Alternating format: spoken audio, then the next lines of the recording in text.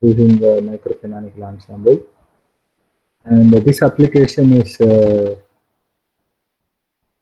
slightly different from the last one, because last time I said there are two possible scenarios that you can think of. One is you have a system of particles where each particle obeys laws of classical physics, and here we are going to consider a collection of spin half particles. Spin is a quantum mechanical uh, property, and so by definition, these particles, each particle obeys laws of quantum mechanics. That means their energy is is not continuous. So let's say that we have uh, n spin half particles.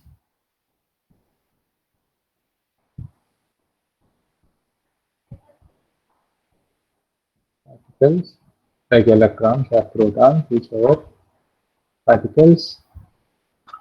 Uh, of course, let's say that they are non-interacting.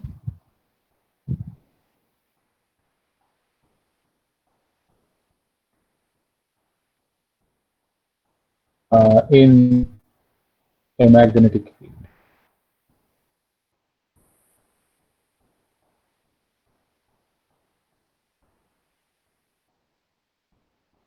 I'll discuss it.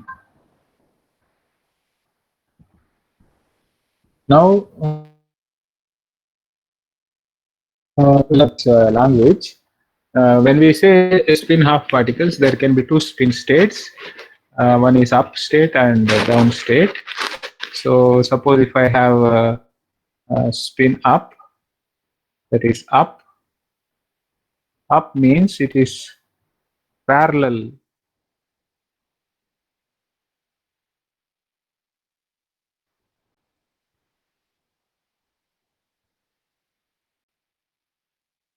What is parallel? The magnetic moment parallel to, and similarly down is implies mu is anti-parallel to.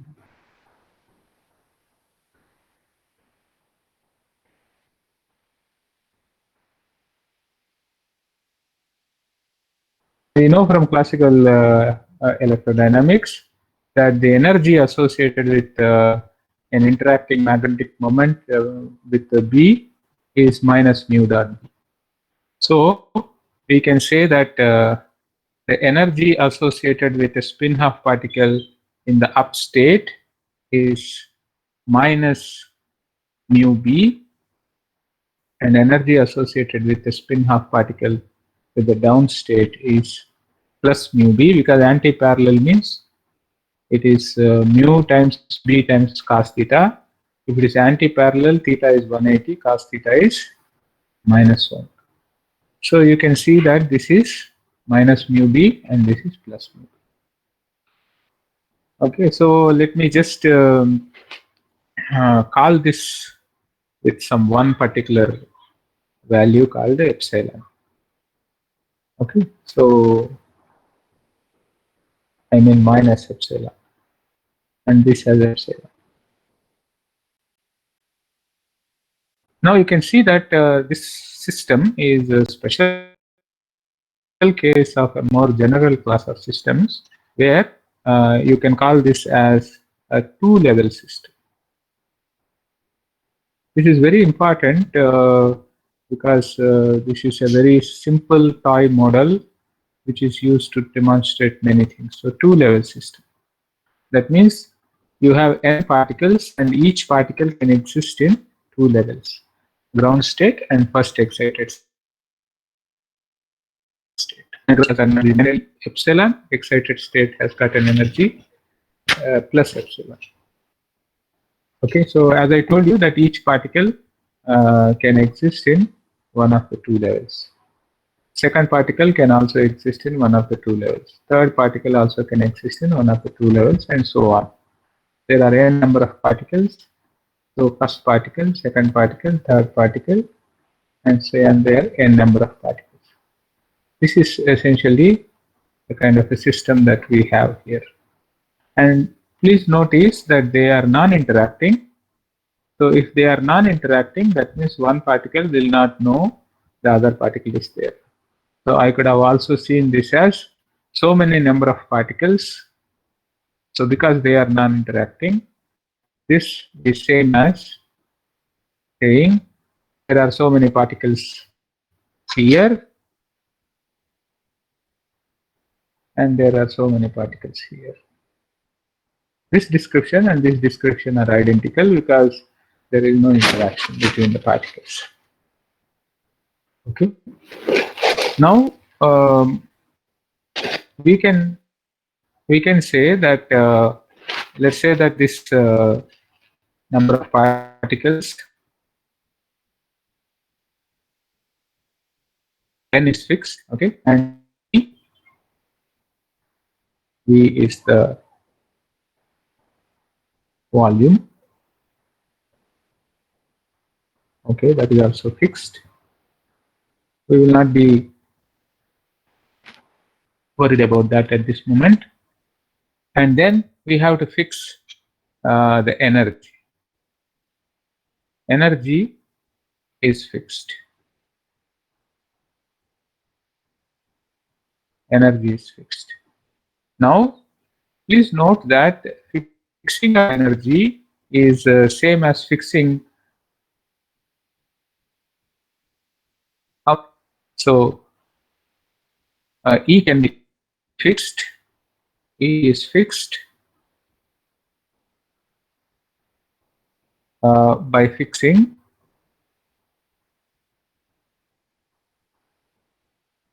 n number of particles with spin up. Now this is easy to understand because you can write down the total energy of the system as n times, if n is the number of particles and each particle will have an energy minus epsilon as we have seen here, plus the other particles are with the downspin, so n minus n times epsilon. So if you fix your n, we know epsilon, we know capital N, we can fix here. You can also invert this relation and then write, so by inverting this relation, I can write n in terms of, so n is equal to, I can write down as n by E divided by n epsilon. So if you give me E, I will tell you what is n. If you give me n, I'll tell you what is E. So this fixing this or this is equivalent. So now we have a macro state.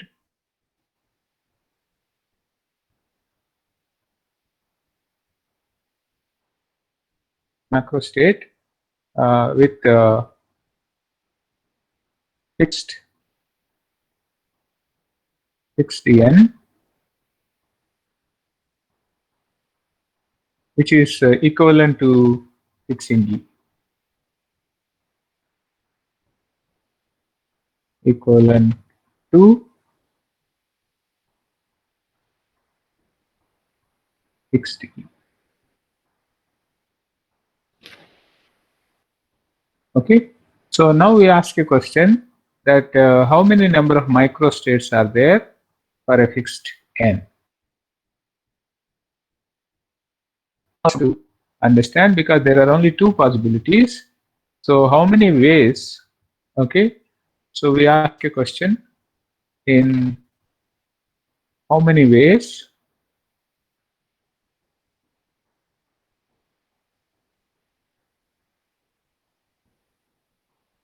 can n particles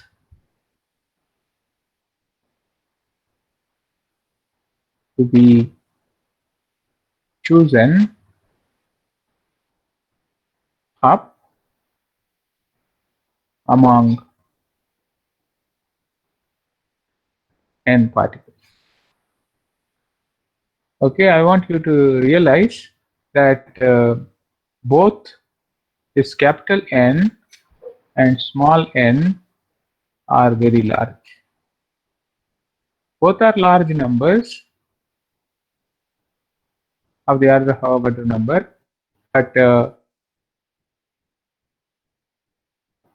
n is the total number of spins. Out of them, n is the number of spins that are in the ground state or number of spins that are up spin. This problem is same as the problem of choosing n coins tossed head among total n number of coins. So this is because there are two possibilities for each coin.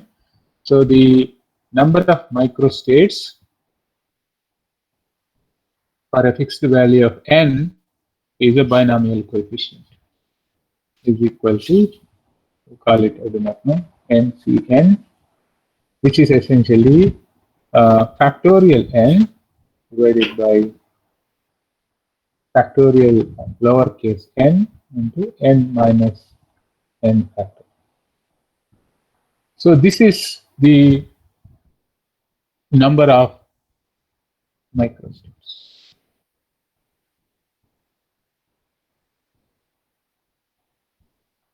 For fixed n. Now let us try to use what is called a Stirling's approximation in writing down the entropy. So let me write down the entropy of the system for a given value of n as kb, and I have logarithm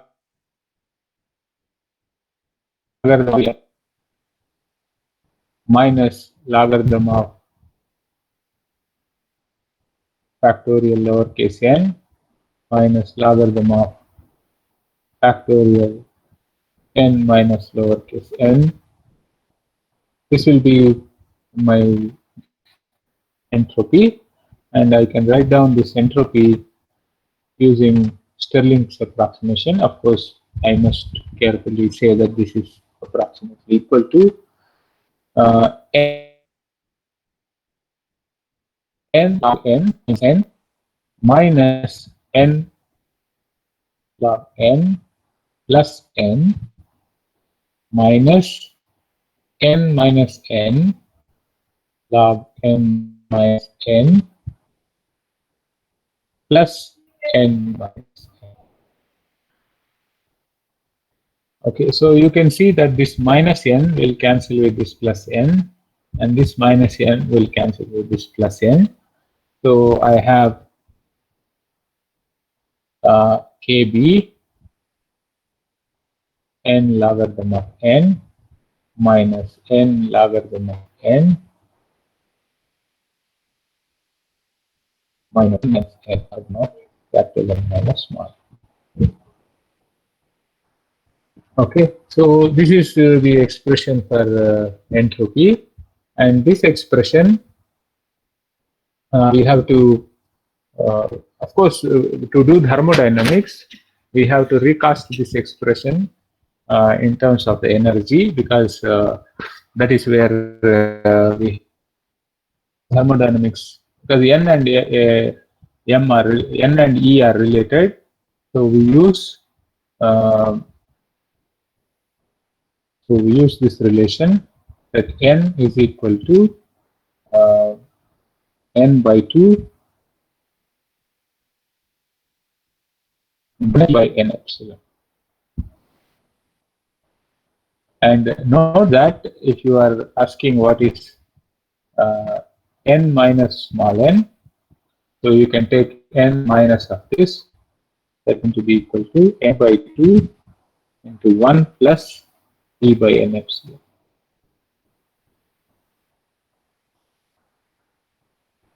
Okay, so now let's just for saving this, recall call E by n epsilon to be some V. Okay, such that what happens is when all the particles are in the ground state, let us say, if all the particles are in the ground state, uh, E will be equal to minus n epsilon. So U will be equal to minus 1.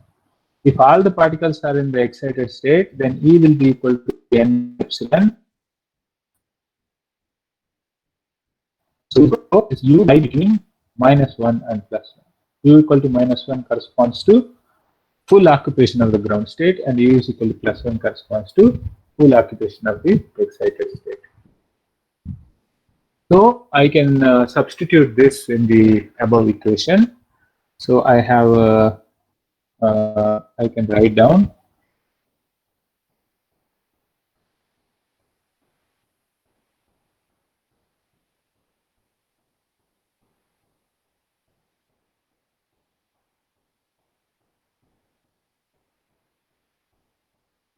okay, so let me write down.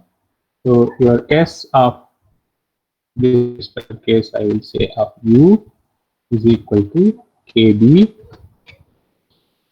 times n logarithm of n minus n by 2 into 1 plus U into logarithm of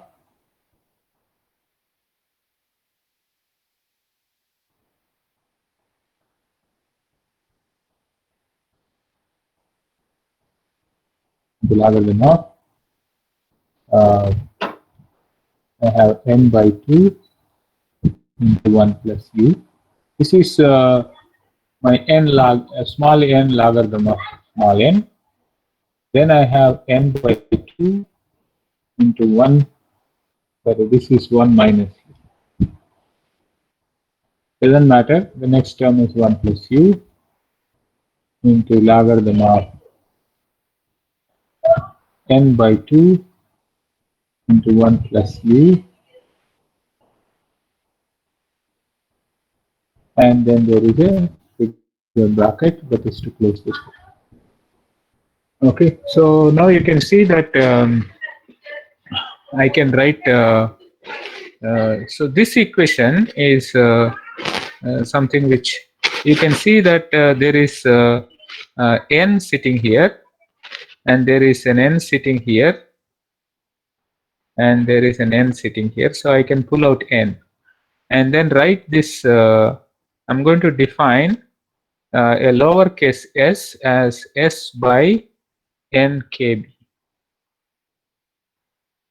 Okay, so that I will have s of u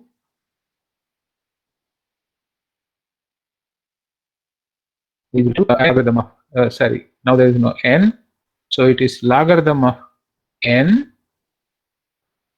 minus, I'm going to write this half 1 minus u into, I'm going to write this as two terms, that is logarithm of n plus logarithm of 1 minus u by 2 minus half 1 plus u into, I'm going to write this one also as logarithm of n plus logarithm of 1 plus u. Okay, so when I write like this, I will have logarithm of n. So you can see minus half logarithm of n minus half logarithm of n. Okay, so that will be minus logarithm of n. And minus into minus plus u by 2 logarithm of n minus u by 2 logarithm of n. Those two terms will cancel. And then I have minus, so let me write it. So if you want, that is u by 2 logarithm of n, and from here minus u by 2 logarithm of n. And then I have minus 1 minus u by 2 logarithm of 1 minus u by 2 minus 1 plus u by 2 logarithm of 1 plus u by 2. So you can see that this cancels with this term, this cancels with this term. So we have an expression for entropy divided by n kBt in terms of energy divided by n epsilon at 1 minus u by 2 into logarithm of 1 minus u minus 1 plus u by 2 logarithm of 1 plus u by 2. So this turns out to be an expression for the entropy of the spin half system as a function of energy. Okay, so just want you to recall, of course, it is related to entropy through this particular relation, and this U is related to energy.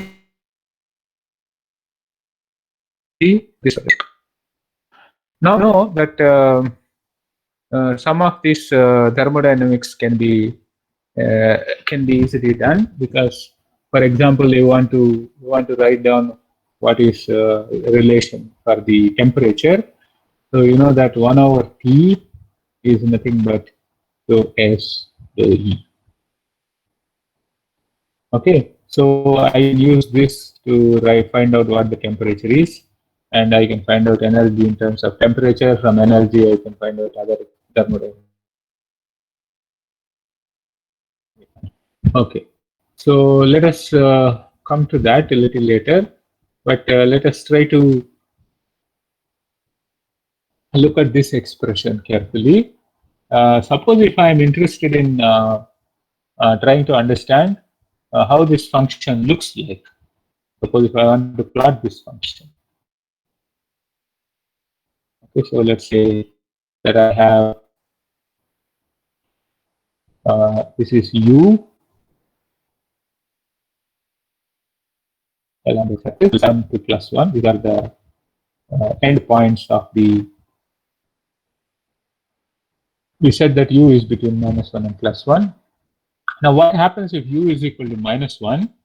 Suppose if I put u is equal to minus 1, this will be made 0 because logarithm of 1 is 0, and this will be made 0 because 1 minus 1 is 0.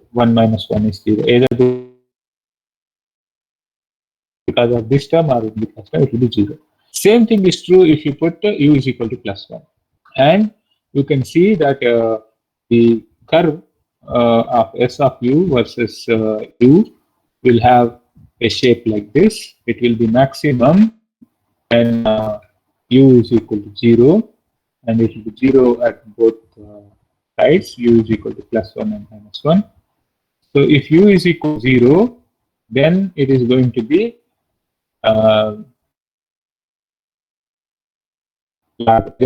the maximum entropy when u is equal to 0. Now this curve seems to be very interesting, because you can see that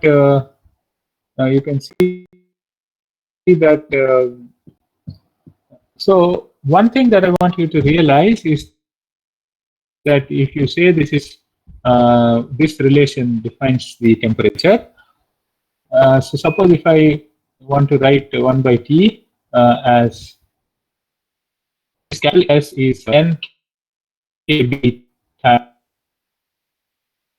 and capital E is epsilon times. So these are constants, so I can pull that out. Then I can write this as some epsilon by kBt is equal to dou S dou E. Okay, so this is equivalent, of course, in terms of our reduced variables. This is equivalent. This is equivalent to the same definition of the temperature. Essentially, that means epsilon by kBt is this is the slope of this curve. Slope of this curve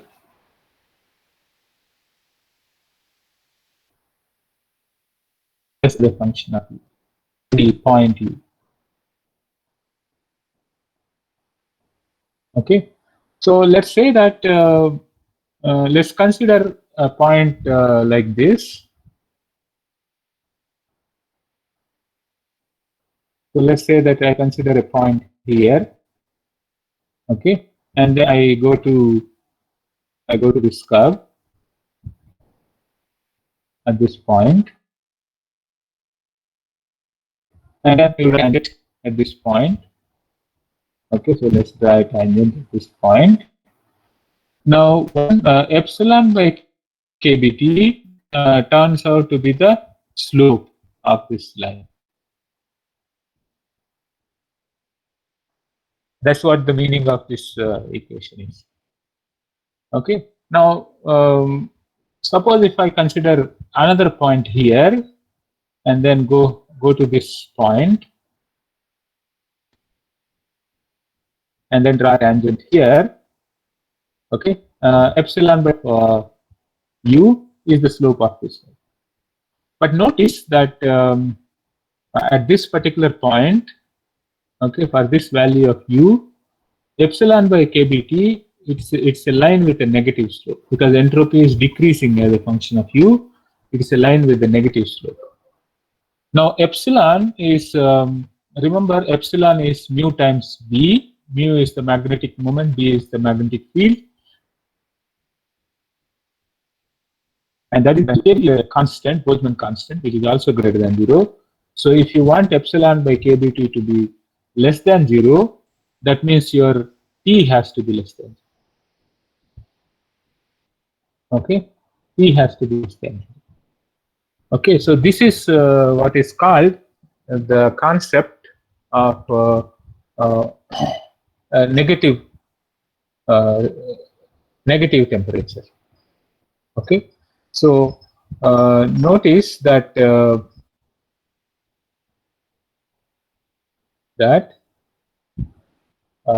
for 0 less than u less than 1, okay, 0 less than u less than 1, P is less than 0. Okay, so sometimes you call this as negative spin temperature.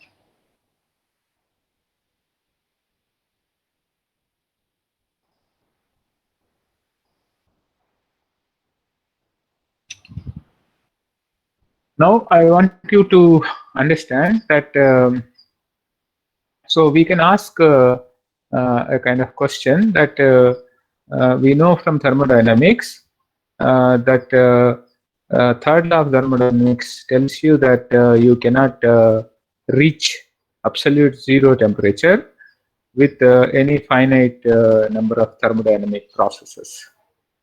So what do we mean by this negative temperature, for that matter? So I have added this word spin here as a safe side, because thermodynamics, actually, when you talk about a thermodynamic system, we must consider all the degrees of freedom of the system. That means we must consider position, momentum, whatever degrees of freedom that the system has, all of them you have to consider. And then when you talk about entropy or as a function of energy, all those degrees of freedom are included in that. But in this particular example, we have considered only spin degree of freedom, and we did not, in our analysis, we did not include, for example, the kinetic energy of the spin half particle, etc. So we are trying to look at entropy as a function of energy by considering only a restricted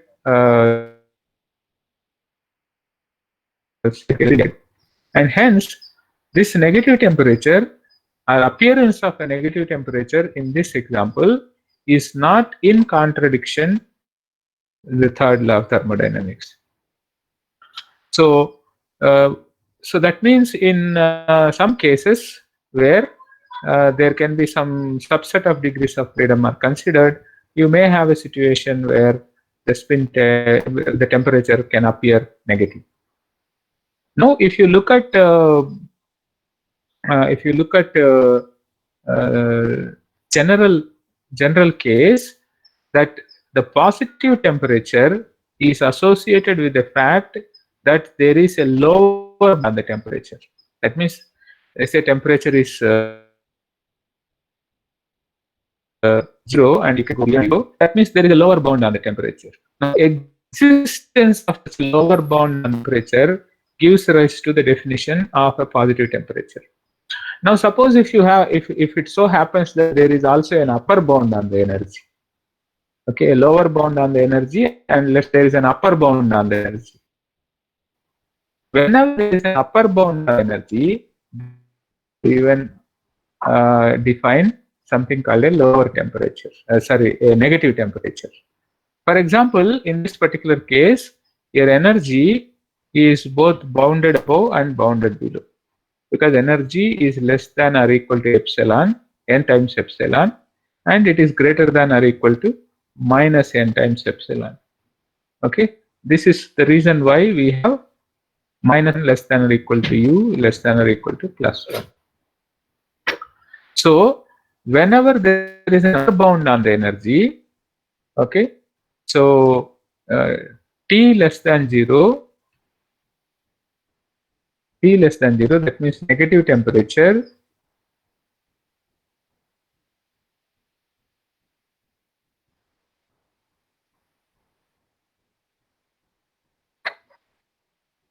appears in systems with an upper bound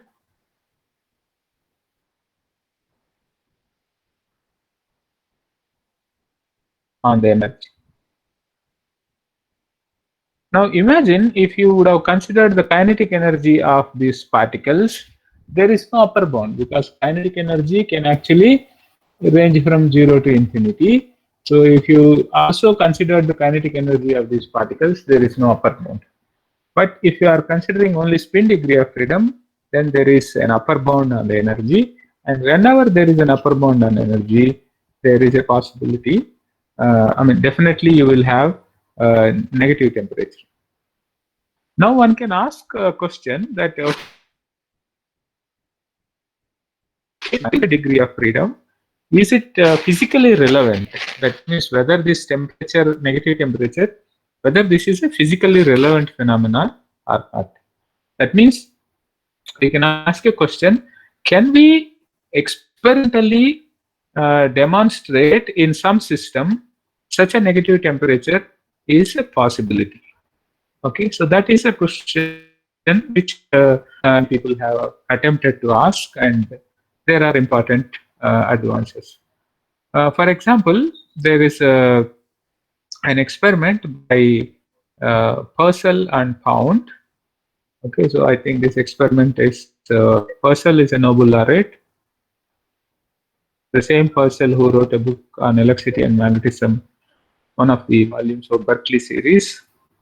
So there is an experiment by Purcell and Pound in 1951, I guess. Okay, so there's an experiment where they have actually experimentally demonstrated by considering or exciting only spin degree of freedom in some system, and they are able to get t less than. Also note that t less than 0, that means the negative temperature occurs if u is greater than 0. What does it mean? That implies that excited state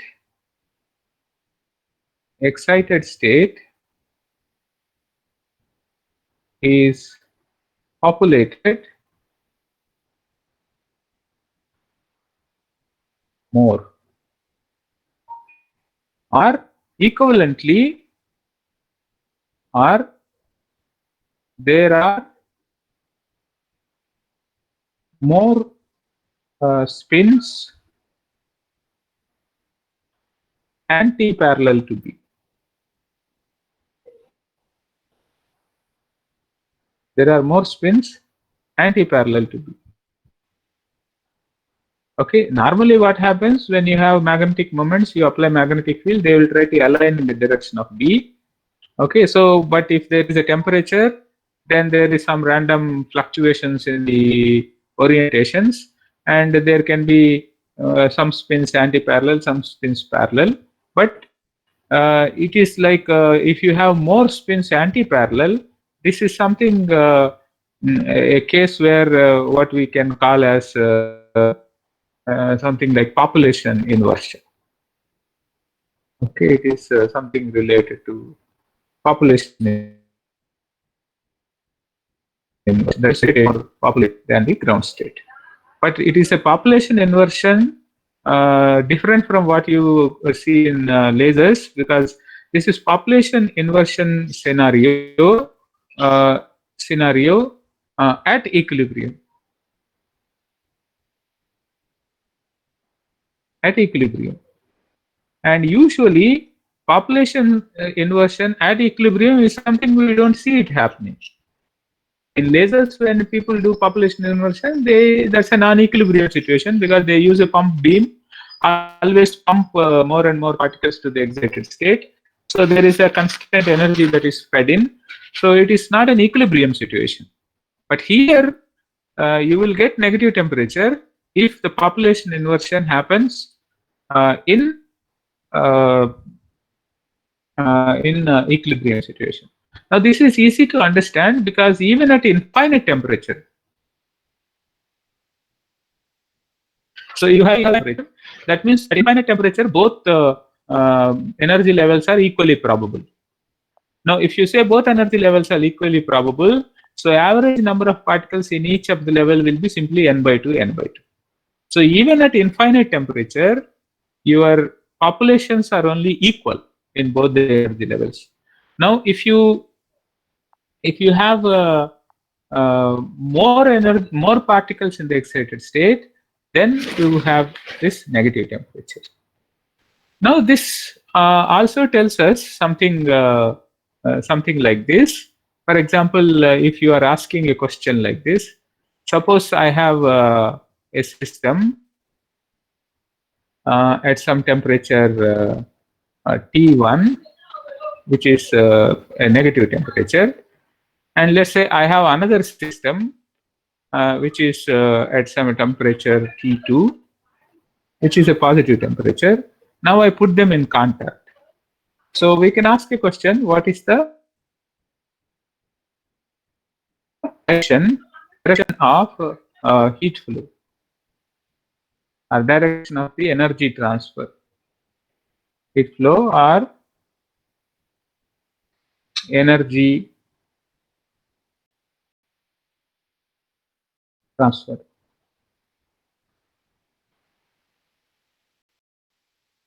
Now I want to argue from two different directions.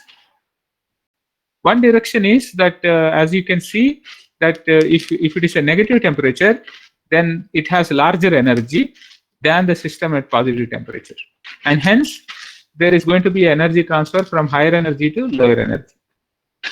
Second thing is, as we said, that if you have infinite temperature, then the population is only going to be equal, and if the excited state has more population, that means it has its temperature has to be higher than infinity. So the negative temperature seems to be systems with a higher temperature than the positive temperature. So there was a paper written by Ramsey saying that negative temperature system are hotter than the hottest.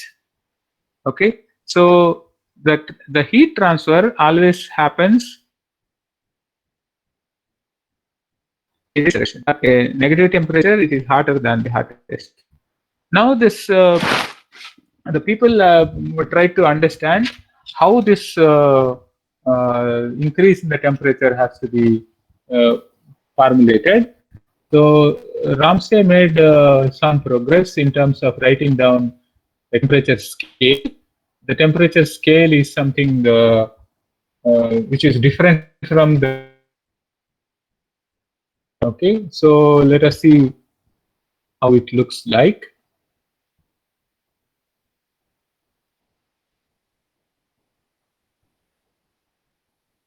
So you know our normal real line will have you start from minus infinity, don't know where that is, and then you count and then go up to plus infinity. This is our normal real line, right? Somewhere here you have 0. Okay, so if you take any particular element here, okay, let's call this as x, and you take a particular element here, let's call this as y, then we say that x is less than 1. Correct? This is, I'm not saying anything new. This is our real line. This is the ordering of the real number system. Now, what in the temperature scale is, so you start with you cannot you start with 0, and I will call it as 0 plus. Okay, that means a positive 0, and then you can go up to plus infinity,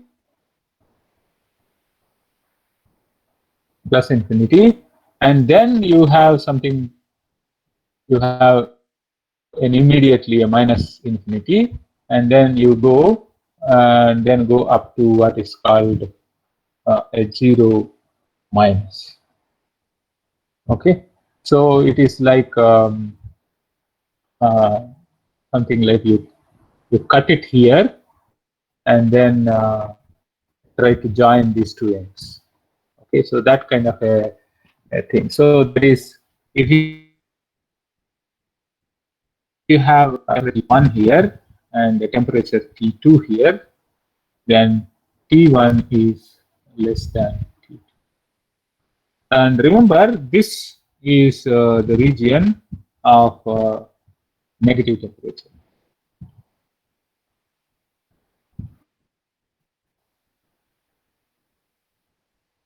Okay, this entire region is of the negative temperature. Now, this is something which you can grasp it from this figure. Okay, so let us go back to our step. Yeah, so let's go back to this picture. So now you can see, suppose if you take this point, then the slope at this point is infinity. Okay, and slope at this point is plus infinity. So 1 by t is plus infinity. That means t is kind of a plus 0 plus. And you go on doing like this, the slope will decrease. I mean, the slope will decrease. That means t will increase, and it goes up to, at this point it is 0. From this side it is like 0 plus, which means it is like plus infinity, and immediately you have minus infinity, and then it further the slope increases. That means t decreases, and at this point it will be minus infinity. Minus infinity corresponds to 0 minus. So if you are looking at how the slope of a tangent changes along this particular curve, and that is what gives rise to this ordering that we talked about in the case of so in this case. Okay, so this was by N. Ramsay. Okay, probably a couple of years later, 1954 or something like that. Let me tell you the experiment briefly, what Purcell and Pound's experiment is all about. So there is some particular system that they have studied, something called lithium fluoride system. This material has they call it nuclear spins. So this is a nuclear spin system, and these nuclear spins, like what you know in this NMR. So nuclear spins have got two time scales. Okay, so one is called spin relaxation time. Spin relaxation time.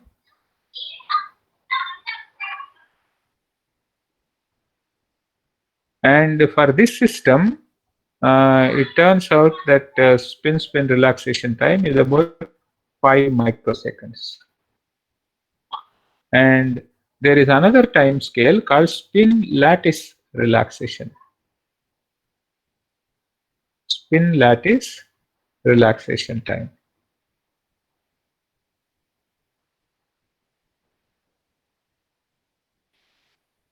And this is very large for this system, something like 5 minutes. Okay, so in this separation between these two time scales, the experiment has something like this. So you consider this system, and first you apply a strong magnetic field, a strong B field along, let's say, plus Z direction. This direction is arbitrary, but whatever direction you apply, I will call it plus Z. Okay, apply a strong field along the plus Z direction. And you apply it and keep it for some time, and the system comes to equilibrium. And then you can flip, or you switch this off and then apply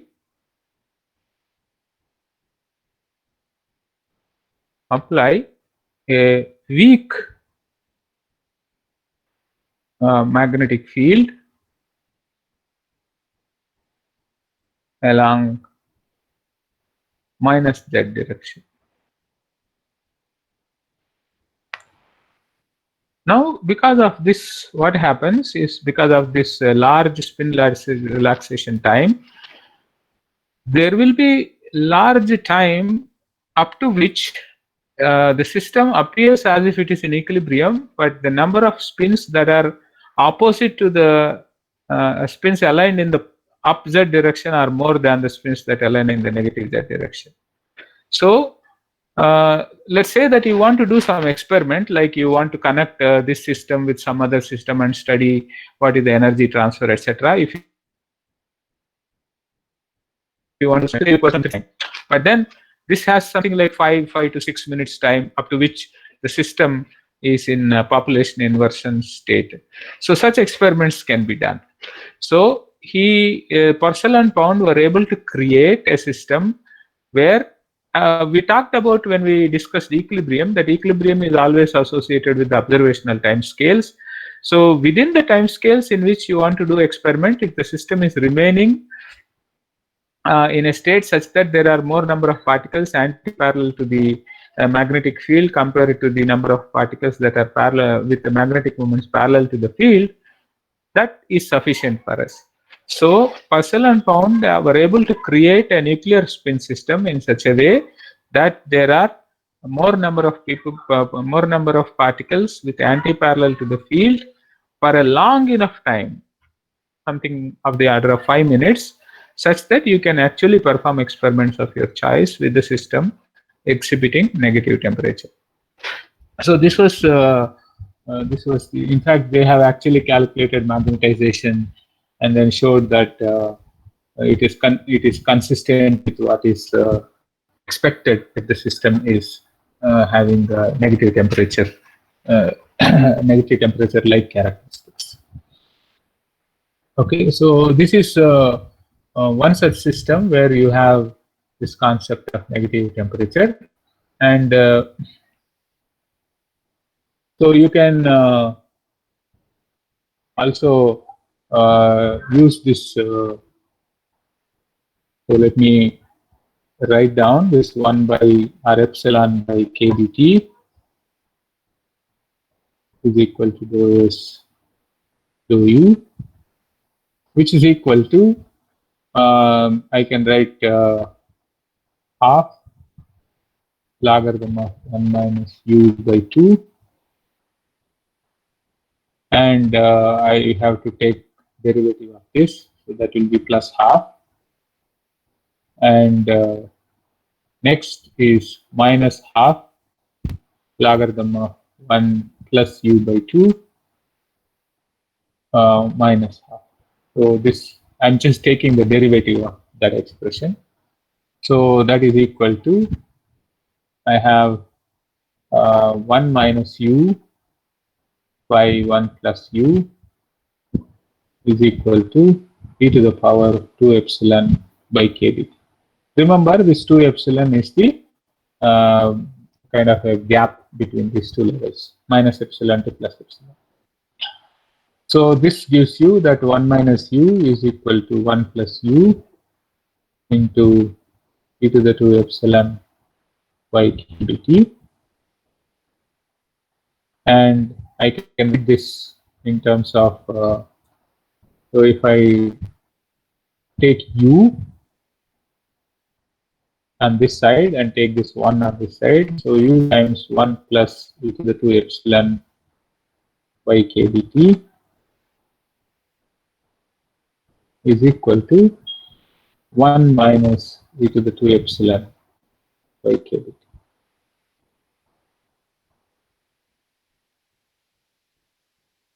So this tells you that this equation is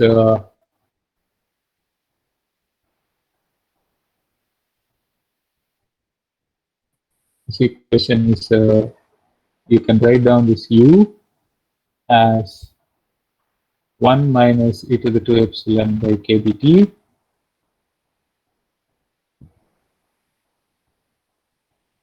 e to the 2 epsilon by kbt. So I can pull out e to the 2 epsilon by kbt, and then I can write this as minus tan hyperbolic of epsilon by kbt. Okay, so this is the expression of u as a function of x, or you can write it in terms of E.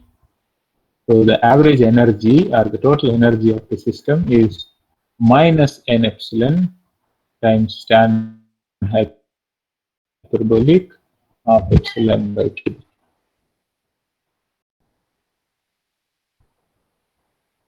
Okay, and you can write this. So once you know the average energy of the system,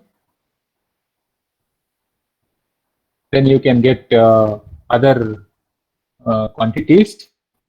For example, suppose you want to understand what volume is given by dou E by dou T. So which is nothing but minus n epsilon into, so you are going to get into minus epsilon by kBT square. That is the derivative of this, and then you have dou by dou T of okay, so dou by dou X of tan H of X.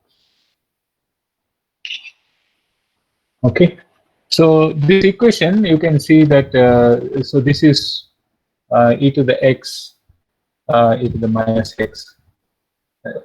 Okay, so you can take this derivative, and if you look at this specific heat, it was interesting. We didn't talk about specific heat in other cases, But let's say that if you plot this CV of t versus t, if t becomes very large, then it will fall like 1 by t square, and this particular term will dominate in the limit t becomes 0. So in both cases, it actually goes to 0. Actually, so this goes like 1 by t square, and this has some functional form which is given by this. But this exhibits kind of a peak, and usually this is not the case in specific heat. Will increase with temperature. It may increase exponentially in some cases, it may be constant in some cases, but it will not go up and come down in general. So this is something which is considered a little anomalous with respect to specific heat, and this anomaly is called in the literature as Schottky anomaly.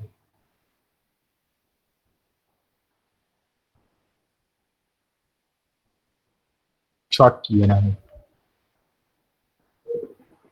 Okay. So this is one thing which this peak is, and this peak actually occurs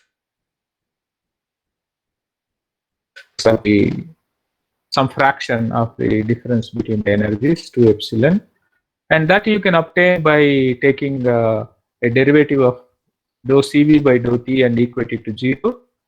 And it turns out that if you do that, you will get some kind of a transcendental equation, and which one has to solve by using some graphical method or numerical Newton-Raphson kind of method.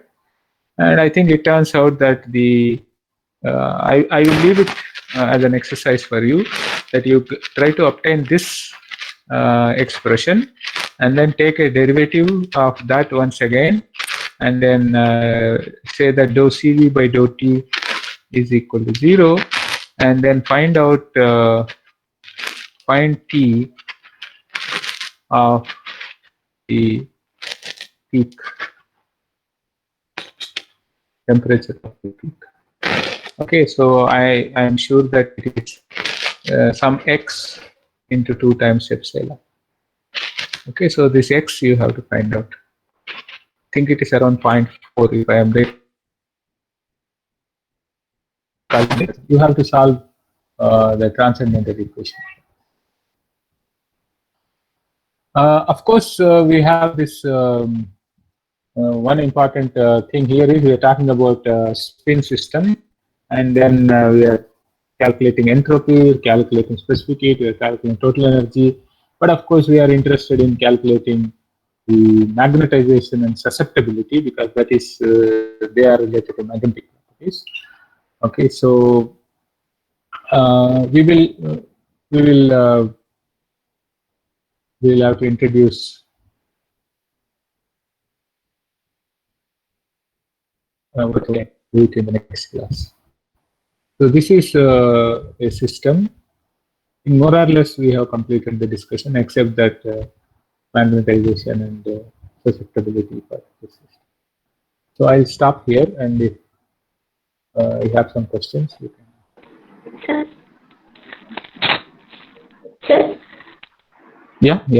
Go ahead. Actually, what we mean by the negative temperature here, the system getting much hotter or show some anomalous behavior, or actually what we mean by that, and how we come to the term of negative temperature. At the same time, how can we relate that the mode and the parallel spin with this negative temperature? How can we say that it is the reason for the negative temperature? Yeah. So I am just following the kind of thermodynamic definition that I know. Okay. So according to thermodynamic definition, this 1 by T is the slope of S versus E curve, which I can translate it into epsilon by KT is the slope of this lowercase s and lowercase u, because this lowercase s and s are only same thing, except that they are the scaled versions. Okay. So if I use this curve, then up to -1 to 0, I have a positive slope, then I have a negative slope. And let's say I don't know anything in thermodynamics, I have not studied thermodynamics, then I'm going to interpret that for this region 0 less than u less than 1. So, breaking. There is no. Huh? I would have interpreted like that, no, if I don't know thermodynamics. Because once somebody tells me that this is the definition of temperature, then I would have interpreted that in this region I have temperature becoming negative. What prevents me doing that? So up to this, I think it is fine. I would have simply called the temperature is negative. And someone comes and tells me that no, this temperature negative is nonsense because we know in thermodynamics temperature cannot become negative. Then I say, okay, so let me try to play a little safe and say I'll call it negative spin temperature. It is not the absolute negative temperature as to what thermodynamics tells us, but this is something I'm going to call it as negative spin temperature.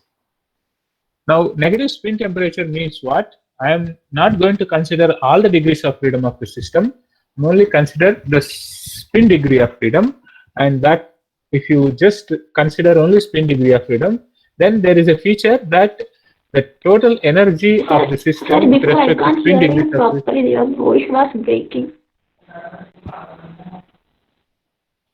Hello, can you hear now? Hello? Hello? Yes, you are audible now, sir. Audible?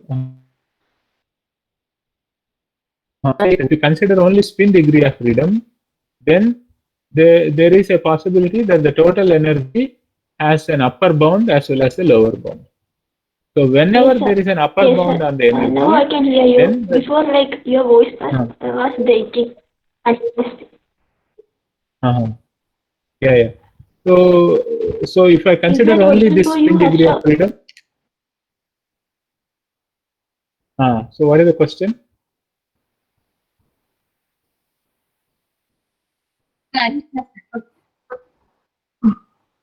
Oh, very sad.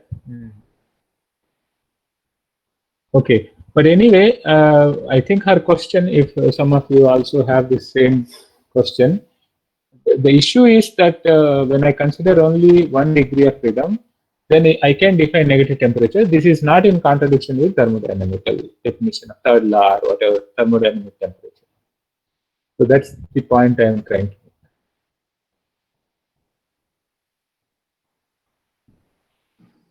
make. Sir, suppose if we are considering only particles with positive spin, will there be Schottky anomaly? The positive spin.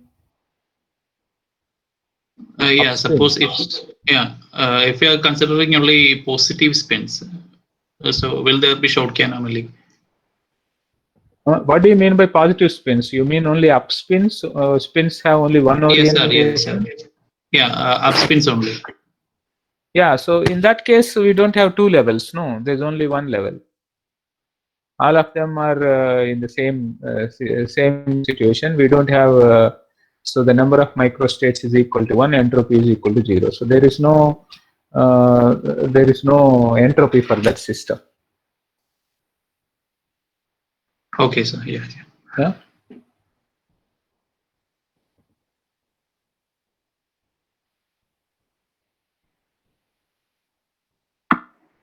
Sir.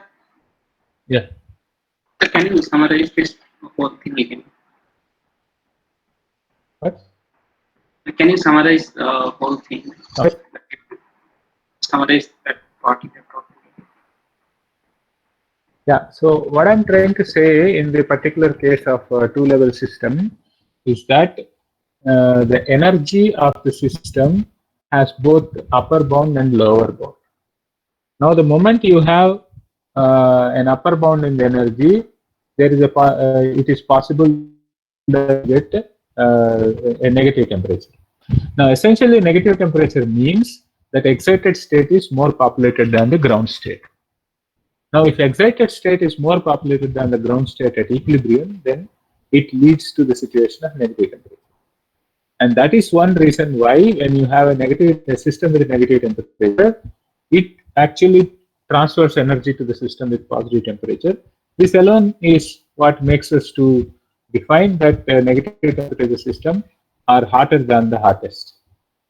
So the entire temperature line that I have drawn is in this context. That is, you start with plus infinity and then go to minus infinity, and then go on decreasing your real numbers such that you end up with 0 minus. So this particular sequence, but try to understand that this is a system specific. That is, I consider a system where spin degree of freedom is there, then I call it negative spin temperature. If you consider a system with some other degree of freedom, then you name it as a negative that degree of freedom temperature, like that.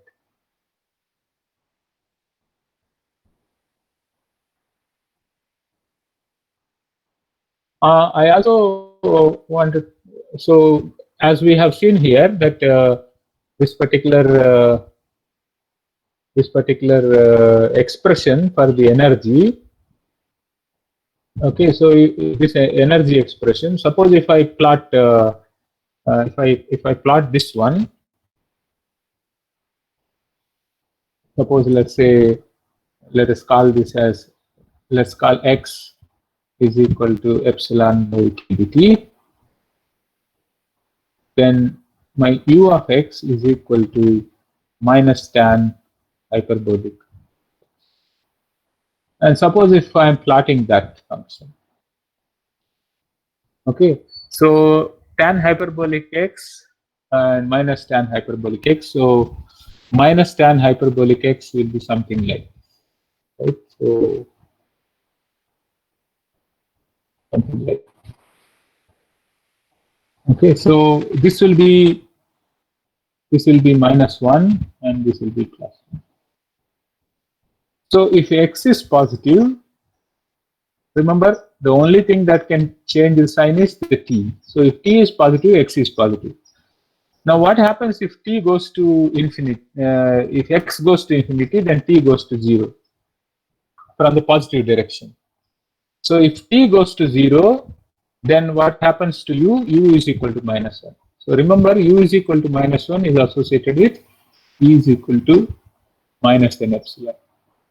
So if t goes to 0 from the positive direction, all the spins are in the up direction.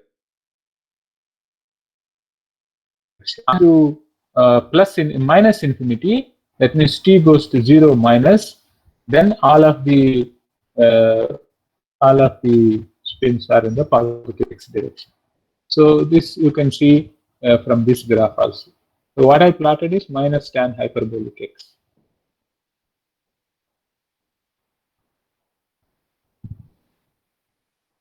Okay, so from this equation as well as the equation from this graph as well as the graph that I have drawn between entropy and energy, it can be understood that the system will have a negative temperature which corresponds to population inversion.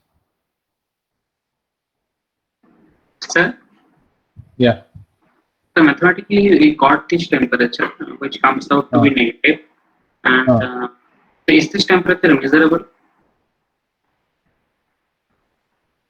You can actually see the measurability means what? You always try to, so if you want to measure this temperature using some thermometer, then you should also have a property which depends on this one, right?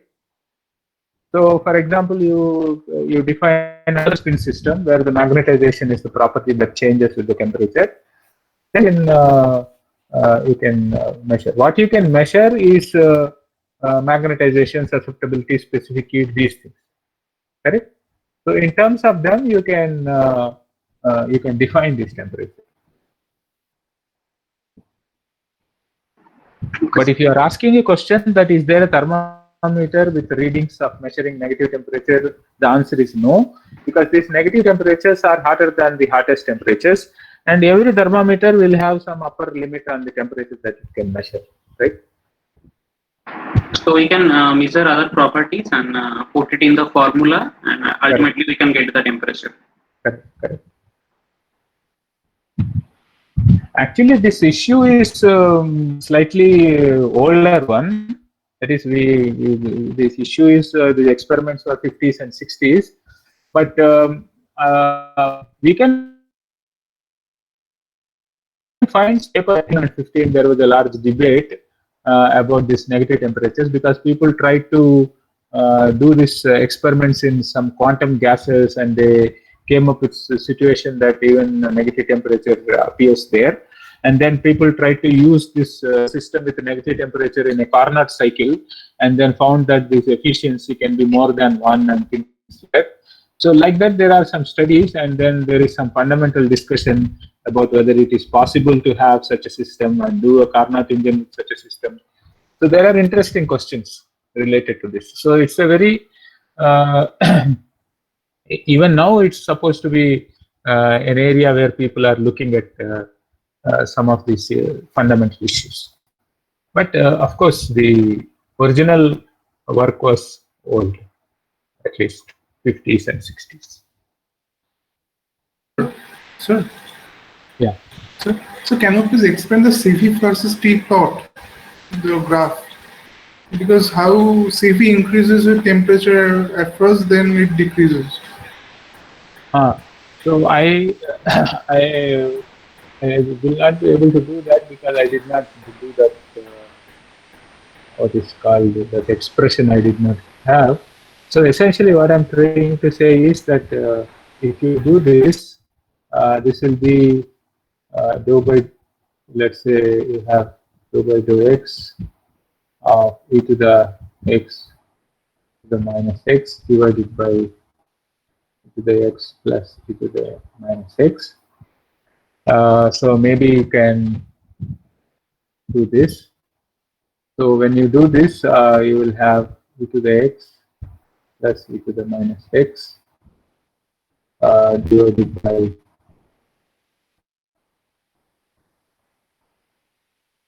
plus e to the x minus e to the minus x divided by e to the x plus e to the minus x, the whole square, the negative sign, into e to the x minus e to the minus x.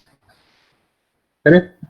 So this will be like, this is like 1, and 1 minus the plus x, 1 minus tan hyperbolic x, the whole square. I think it is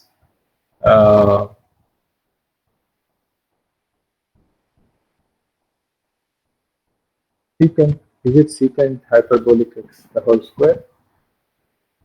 Is it tan hyperbolic x? If you differentiate it, that is secant of hyperbolic x squared x. So let's say secant h of square of x. So I have the specific heat n epsilon square by kBT the square into secant hyperbolic x is like 4 divided by e to the power epsilon by kBT minus e to the minus epsilon by kBT, the whole square. Correct? So now you can see that suppose if you look at limit t becoming very small, suppose if t is becoming very small in this limit, so 1 by t becomes very large, so I can neglect this one. Correct? So this is going very large, so I can neglect this, and then I will have a situation where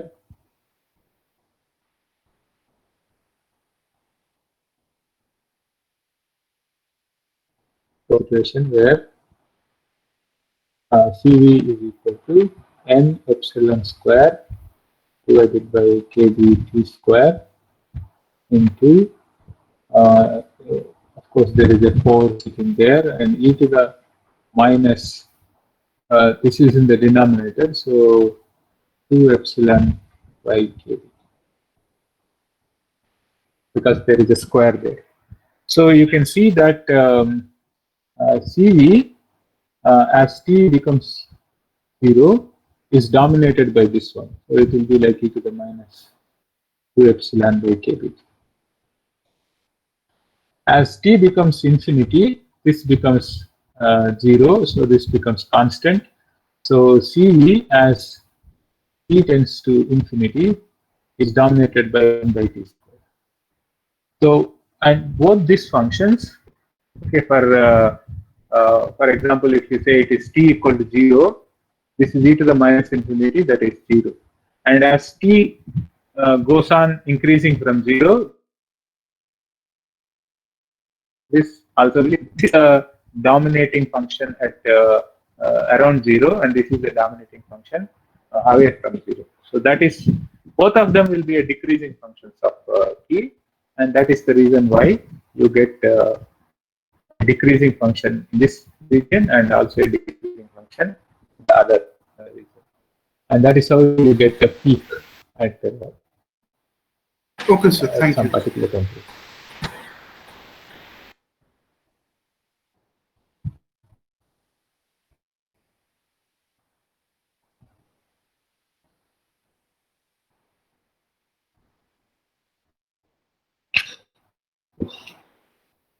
Okay, so if there are no questions, then I think we can close.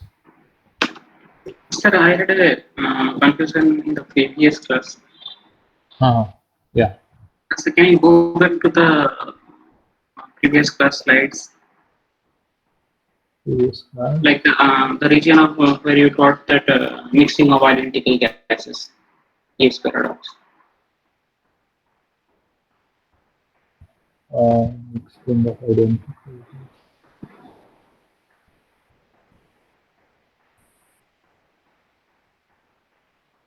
This is the advantage of online. Sir, little bit.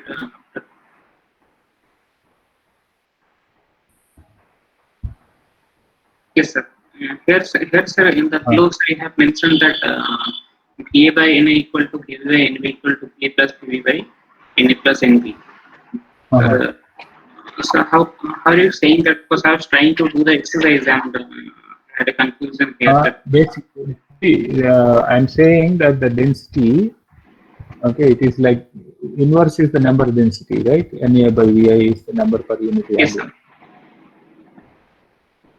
So you're saying for it is the gas is consistent. So that will be same even after we remove the partition. It will be same. But sir, we can we can choose the volume by ourselves and the number of particles by ourselves also.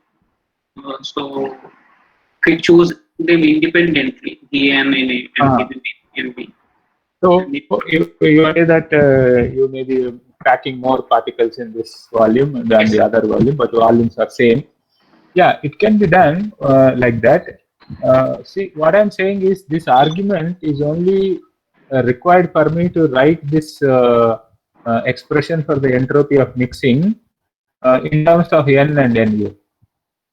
But even if I don't write it in terms of N and NA, whatever I had earlier expression for the entropy of mixing in terms of V and VA, that itself is sufficient to tell that the expression is more than, that is the entropy of mixing is more than, see, I have this expression here, right, in terms of V and VA. So I want to write this as N and NA, then only I require that density to be same. But even if we write it like this itself is greater than 0. Correct? So the arguments will go through whether you have same density or not. If you have same density, it has an additional feature that you can write the expression in terms of NA and N. But sir, in the when we are trying to prove that delta is equal to 0, then I have to use this expression. Otherwise, it will not come. Delta S is equal to 0. So like here, it should be equal to 0. Delta S should be equal to 0. Actually. Correct. And you told us to do the exercise to find, okay, you put sigma by n factorial and derive the whole thing, you should get delta S equal to 0. And if we don't use this expression, VA by NA equal to VB by NB equal to VA plus VB by NA plus NB, we cannot get it, isn't it? I'm not sure. Are you facing that problem? So I was trying to derive, and I separately for No, I think it doesn't matter actually, because what I feel is that you will write everything in terms of V by epsilon. You will get this. You will write this as n kb into logarithm of V by n, correct?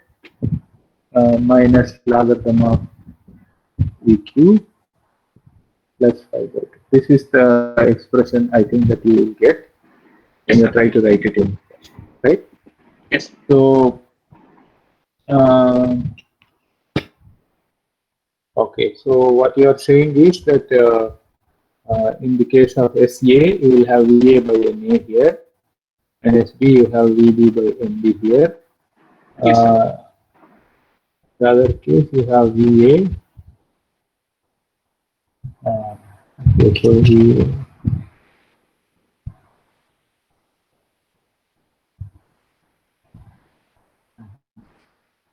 Okay, I don't remember. Maybe I will also check it. I still feel that you should not have dependence on that. Okay, sir. I will also Okay. try to solve that. Okay. Let me now proceed. A good question. I will also try. Sir, sir, Yeah. so what's the difference between Yeah. sigma and omega? Like for microstates, sigma, sometimes we use sigma, sometimes we use omega. So what is the difference between So sigma and omega? I think you were writing the exam last class, so probably you did not. So I said in the last class, or before last class, I don't remember, that if you have a situation where you have a quantum mechanical system. See, initially we said that we can, in thermodynamic limit, whether you calculate sigma or I don't know if I told it in the last class, probably in the previous class. So essentially, what I'm trying to say is that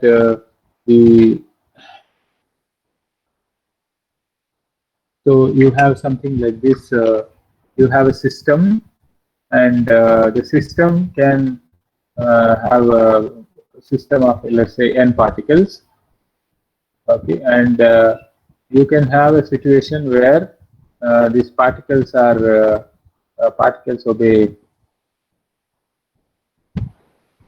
classical mechanics.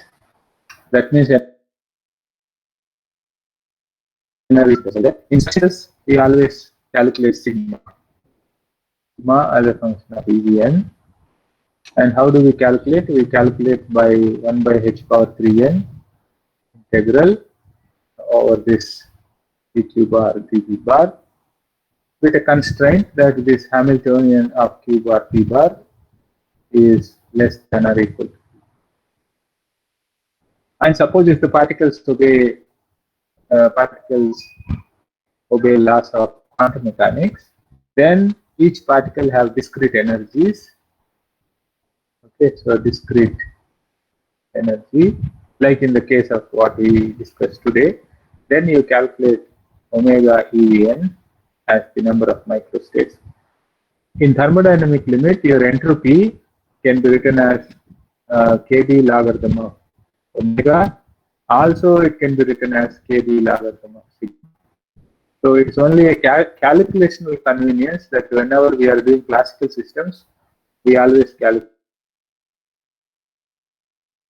a system of particles where particles obey quantum mechanics. We calculate with omega. Okay, sir, thank you.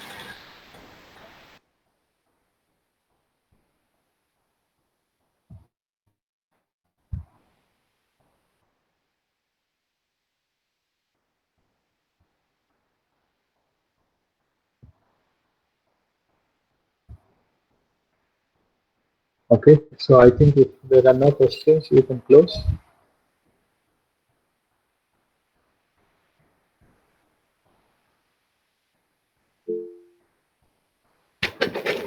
Okay, Shruti, can you close? Yes. Thank you. Yeah, okay, bye.